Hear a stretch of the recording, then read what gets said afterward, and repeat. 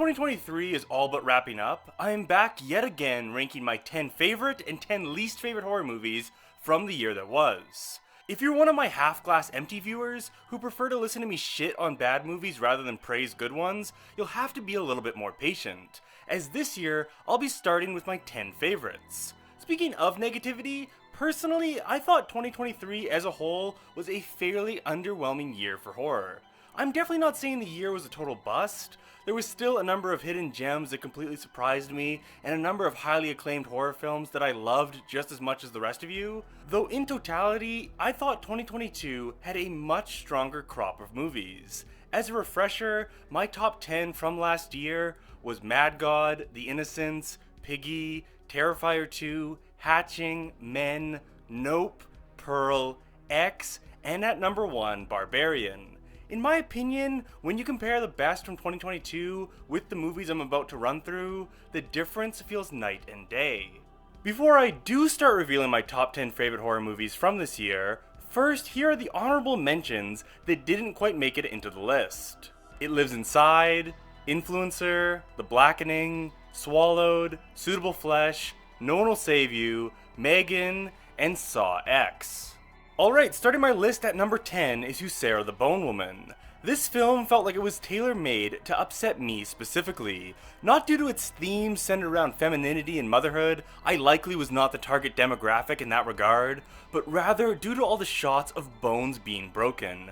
Broken bones is far and away my number one ick in horror films. Sarah not only had a ton of scenes with bones getting snapped, many of them were completely unexpected. I couldn't brace myself at all or look away. This film was extremely hard to watch for me, which admittedly may sound like a negative, but hey, it's a horror film, and I can promise you I was sufficiently horrified. Beyond the bone breaking, Sarah had so many major positives. As I mentioned, it has really strong and interesting themes centered around motherhood and the social pressure women face surrounding their bodies. It has some very effective psychological horror, beautiful cinematography, great scares, a compelling lead performance, and a fitting ending that wrapped up the film in the best way possible. Next up at number 9 on my list is Skinnamarink. I'm not trying to compare every single movie on my list to 2022, but I will say, much like Men last year, I believe Skinnamarink is 2023's most divisive horror film. Skinnamarink is far from a standard viewing experience. It moves at a snail's pace, so slow it makes a movie like The Witch look like Dead Alive in comparison. Visually, most of the images are fuzzy, blurry, and hard to make out. It features endless shots of ceilings and doorknobs, almost as if the camera operator had a heart attack and fell over while filming, and it doesn't have what you'd traditionally consider a plot or an easy-to-follow main story. There are some horror movies, if you told me you didn't like them, I'd get irrationally angry and try to change your mind. This is not one of them. I completely understand why this type of movie isn't for some people. I 100% understand why someone would hate Skinnamarink, but personally, I really liked it. It does an excellent job of creating a palpable atmosphere. It does maybe the best job I've seen recreating the feeling of a nightmare. It's creepy, it's disorienting, it's unnerving, it's surreal. You never feel safe or at ease the entire time you're watching. I watched this by myself in a big empty house similar to the one in the film, and I truthfully had trouble going to sleep afterwards. Of anything on my list, Skinnamarink is definitely the film that scared me the most this year. Next at number 8, I have Cobweb. This is one that may be on some people's bottom 10 lists. It definitely doesn't have the strongest critic or audience reviews, but fuck it. I can confidently say I personally loved Cobweb. It's so fucking fun, it's wild, it's campy. Lizzie Kaplan either gives a career best or career worst performance based on your perspective. She honestly feels like she was in a completely different movie compared to every other actor, as if the only note ever given to her by the director after every take was do it again, but even bigger and crazier. Cobweb reminds me of Malignant in all the best ways. It's a crazy Halloween set film with bloody kills, some bizarre over-the-top direction, even more over-the-top performances, and a script full of bonkers twists and turns.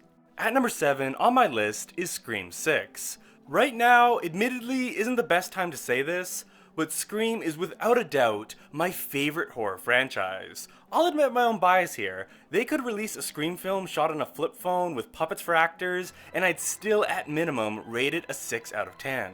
I just love the Scream format. A well-done whodunit slasher is so much fun. I always enjoy watching for the first time to try to guess the killer, and then rewatching in theaters to see how the clues were laid out. Without spoiling anything, I thought Scream 6 did have one of the weaker killer reveals in the series. I think the killer's motivation would have worked much better if they stuck with their original idea. That being said, this new Scream was a fun breath of fresh air for the franchise. The new New York setting led to so many amusing franchise firsts and new possibilities. The alley ladder scene was one of the best from the entire series. I really like the character development in this. I've started to grow very attached to the new generation cast, the core four. And most importantly, I thought Scream 6 nailed its opening scene. It's obviously hard to live up to the expectations of the original opening. That's one of the greatest single scenes in horror history. Despite the lofty expectations, I thought Scream 6 managed to pull off a very creative and unexpected opening that's probably only below number 1 and number 2 in terms of my favorites. Alright, next at number 6 is Evil Dead Rise. I didn't love this as much as some people did. I mean, it's still in my top 10 of the year, it's not like I hated it. I just don't have it at number 2 or number 1, like I'm sure many other people do. Evil Dead Rise is plenty violent, not as violent as the superior 2013 Evil Dead film, but it still holds its own. It certainly has more blood and guts than anything else released this year. If you're a gorehound, the kind of person that wants to see blood rain down from the ceiling, then this is the film for you. I appreciated the family angle this new film took, more character driven and character focused, compared to the usual, undefined, college kids in a cabin angle. Speaking of Cabin in the Woods, much like Scream 6, I love the new setting. A rundown high-rise apartment complex is such a fun location for Deadites.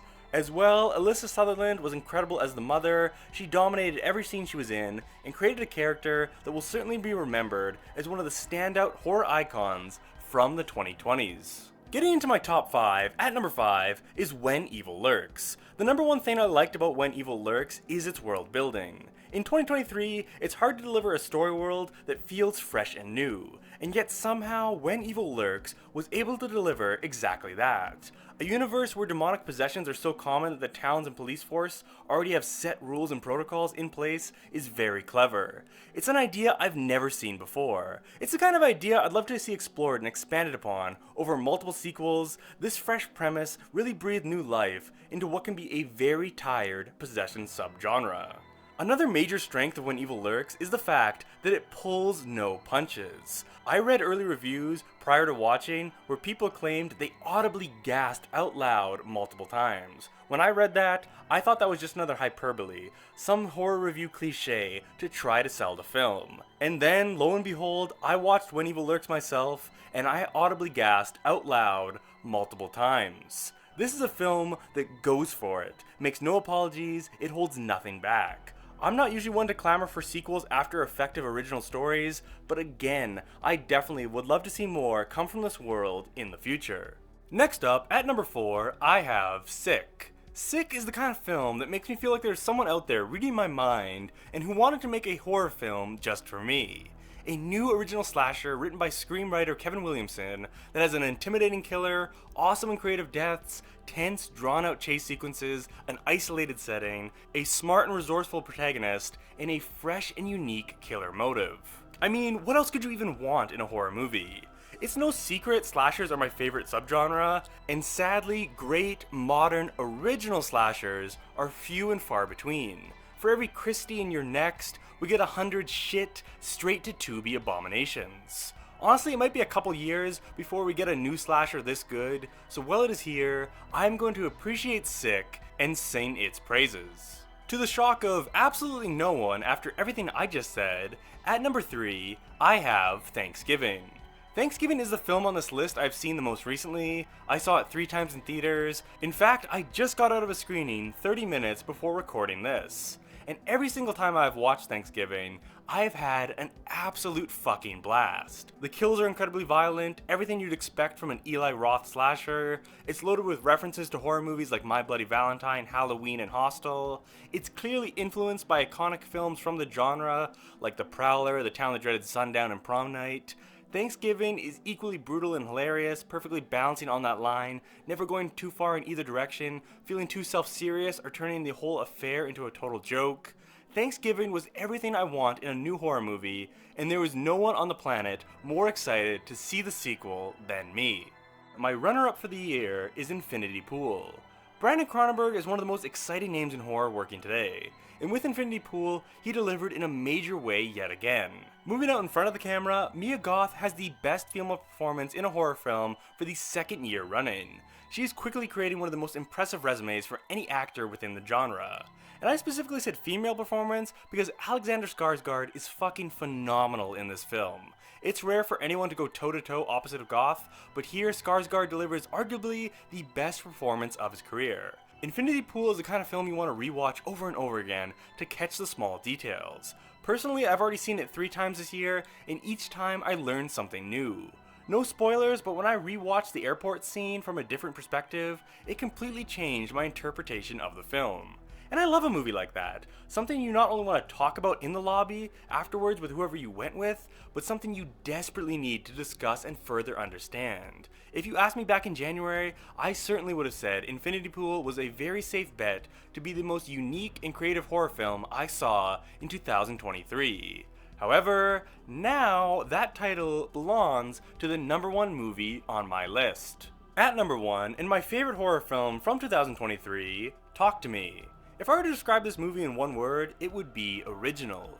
Talk to Me is the kind of horror film that gets me excited for the genre and what it can be. After the movie, I walked out to the lobby with a huge, stupid smile on my face. It wasn't just something I watched, enjoyed, and forgot about. It was something I couldn't stop thinking about for weeks. I can't say enough good things about Talk to Me. Talk to Me is a 1 of 1. It's incredibly scary, it's super funny, it's shockingly violent, it has some of the most likable teen characters I've seen, it has an instantly iconic horror symbol in the ceramic hand. Talk to Me as a whole has more personality than 10 or 20 run-of-the-mill theatrical horror releases combined. This is something that does and does not feel like a directorial debut. It does not, due to the impressive level of craft and technical prowess on display throughout. It looks like something crafted by a long-tenured, experienced director.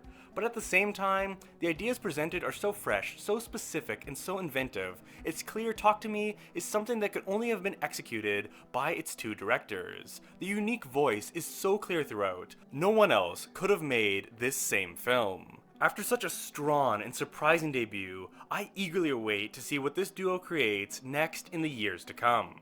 Alright, and those are my 10 favorite horror films from 2023. Please in the comments below tell me your, let's say, 3 favorite horror films from this year. If you haven't already, please subscribe to my channel, Horror Flicks with Nick.